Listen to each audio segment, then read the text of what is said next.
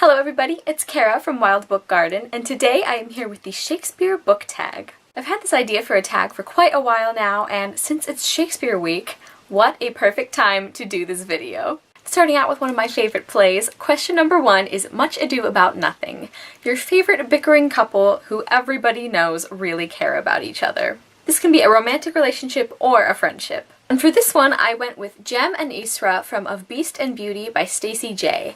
As you can probably tell by the title, this is a Beauty and the Beast retelling set in space. It's on a different planet. Isra is a queen, and she has been raised as such, and Jem is part of a tribe of outsiders who are reviled by the people of Isra's city. And this could very easily have turned into a very cliche love story, but it wasn't. There was so much more to this plot and these characters.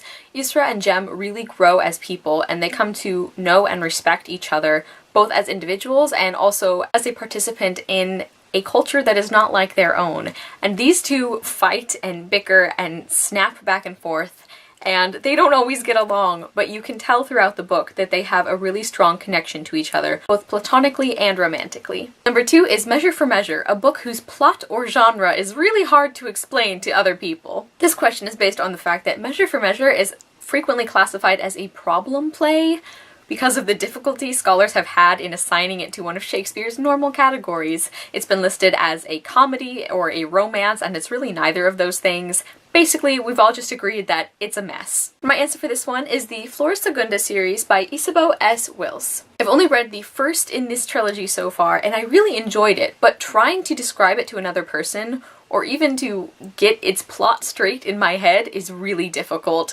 There are some elements of fantasy and historical fiction, and even the setting of this world itself is a little hard to pin down. It seems to be set in the region of California, but based on the Spanish rule of that area. There are Aztec elements, there are of course some completely unique elements, and last of all there is the plot, and how absolutely impossible it is to summarize what happens in the first book. There's a magical shifting house, sort of a guardian spirit, lots of adventure, some attempted murder. There's so much going on in that first book, and I highly recommend it, but good luck trying to describe it to people. Number 3 is A Midsummer Night's Dream, your favorite book featuring fairies or elves. My selection for this one is actually a play, and that is Ondine by Jean Girardot. And this is the translation by Maurice Valency. Ondine wants desperately to be human, but she doesn't really understand what that means. Throughout this play, the other characters make it clear that Ondine is really never going to be one of them. Seeing her try and seeing her explore and do her best to come to terms with this other kind of person who she doesn't understand is just so beautiful and moving, and this is my favorite play that I have ever read. Number 4 is Hamlet, an underutilized female character. Because I'm just gonna say it, Ophelia deserved better. And for this one, I'm going with Isabella from Airman by Owen Colfer. Now, I kind of understand why we don't get as much with her as I would have liked, because arguably she's not the protagonist and Connor is, and this is really about his revenge story and his adventure.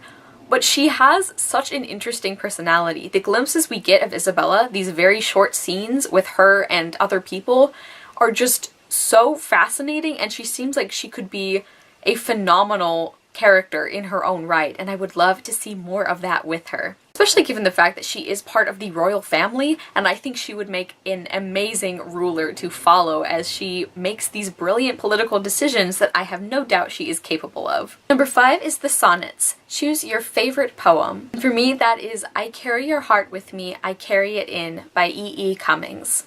I'm going to link it down below because, oh my god, it is so beautiful and evocative, and the way he uses language and combines words into sentences that you could not have ever come up with, but once you hear them, you know exactly what he means, is just incredible. It's such a short poem. I believe it's only 2 stanzas, and when we read it in class for the first time, I, honest to God, got goosebumps. Number 6 is Richard III, a protagonist willing to do anything to get what they want. And for that one, I've got to go with Castle Sharp from the Curse Workers trilogy by Holly Black.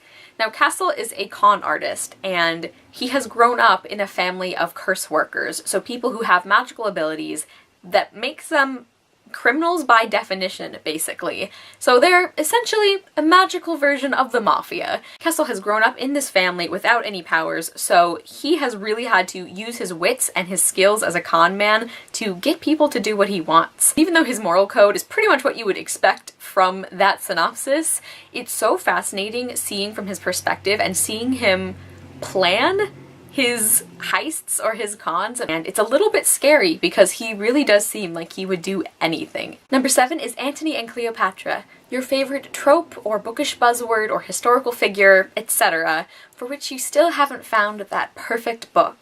And my answer for this, and a big part of the inspiration for this question, is Cleopatra VII, the last queen of Egypt. Now, I really enjoy historical fiction, I really enjoy Egyptian historical fiction, and of course I love Cleopatra as a historical figure and potentially character.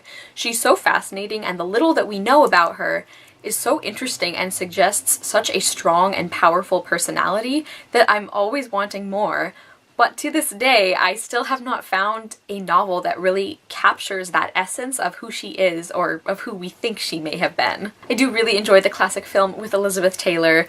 I know a lot of people say it's over the top, which it kind of is, and that it's overrated, which I would actually disagree with, but even though I do really love this film, I have yet to find a book that really gives me everything that I'm wanting from an exploration of this incredible woman. Number 8 is Titus Andronicus, a lesser-known work by a popular author, one which you want more people to read. Let the record show that I am not actually recommending you read Titus Andronicus, but it's definitely a Shakespeare work you don't hear a lot of talk about. My answer for this one is the Dreamdark series by Laini Taylor. Laini Taylor is of course the author of the Daughter in Smoke and Bone trilogy, which I really enjoyed, and Strange the Dreamer, which I have not read yet but has been getting a ton of buzz here on BookTube and elsewhere. I don't hear a lot of people talking about these books. This is the first one called Blackbringer, and I really, really love this series. It features a really amazing cast of fairy characters, some really amazing world building, Laini Taylor's trademark gorgeous writing style,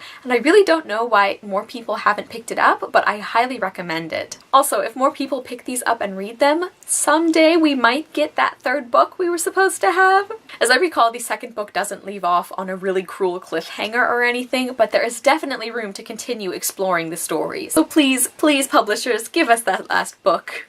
Number 9 is King Lear, a complex female villain or antihero. And I think the defining example of that category for me is Medea from the classic tragedy by Euripides. Medea is one of those characters who you read from her perspective and you absolutely do not condone her actions, but because you understand her situation and why she does the things she does, even though you would never make the same choices as her, even though she's doing some truly terrible things, you still go along with the story. You still want to find out what's going to happen to her and how everything will turn out. At least that's what happened to me.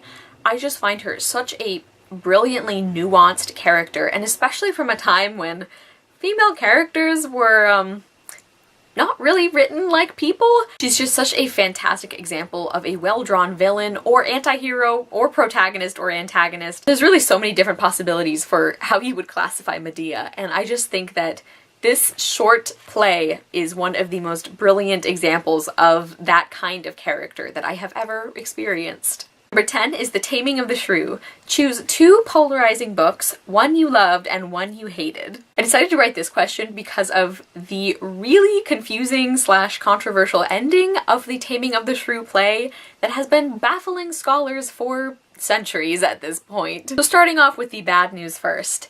I really did not enjoy The Sin Eater's Daughter by Melinda Salisbury. This is an extremely divisive series. Some people love it and think it's one of the best fantasy series they've ever read, which is awesome. And then some people, including myself, really, really hated it and just could not get on board with it. Could not stand the main character or the love interest. I didn't like the world and the limited plot and setting.